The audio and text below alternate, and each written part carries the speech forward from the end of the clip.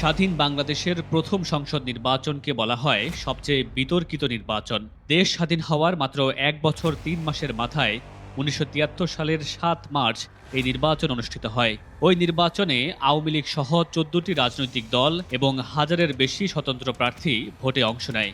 তবে ২৯৩টি আসনে জয় নিয়ে সরকার গঠন করে আওয়ামী লীগ। কিন্তু নির্বাচন ঘিরে নানা ঘটনা মানুষের মনে ক্ষোভের জন্ম দেয়।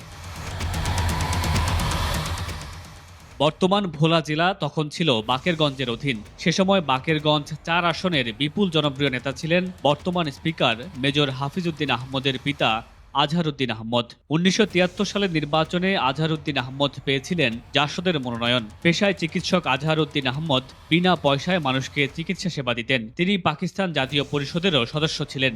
ওই এলাকায় জাসদ এতটাই জনপ্রিয় ছিল যে তাকে হারানোর মতো কোনো প্রার্থী ওই অঞ্চলে আর ছিল না।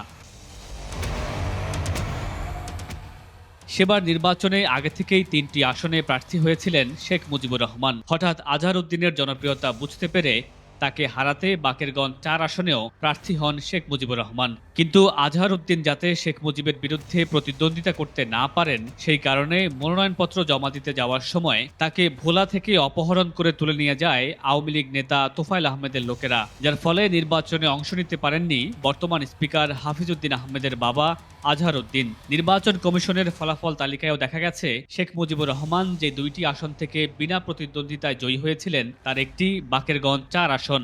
এই ঘটনা তৎকালীন সময়ে একাধিক পত্রিকায়ও সংবাদ প্রকাশিত হয়। অনেকের মতে শেখ মুজিবের নির্দেশেই আজহারউদ্দিনকে অপহরণ করেছিল তোফায়েল আহমেদের লোকজন। কেবল এই অপহরণের ঘটনাই নয়, সেবার নির্বাচনের দিন কুমিল্লা ৯ আসনে আওয়ামী লীগের প্রার্থী হয়েছিলেন খন্দকার মোশতাক আহমেদ। তার প্রতিদ্বন্দ্বী প্রার্থী দাউদকান্দির রশিদ ইঞ্জিনিয়ার খুবই জনপ্রিয় নেতা ছিলেন। ভোটের দিন খবর আসতে শুরু করলো খন্দকার মোশতাক আহমেদ বিপুল ভোটে হেরে যাচ্ছেন। এই খবর পেয়ে তখন কুমিল্লা থেকে হেলিকপ্টারে করে ব্যালট বক্স ঢাকায় নির্বাচন অফিসে নিয়ে আসা হয়।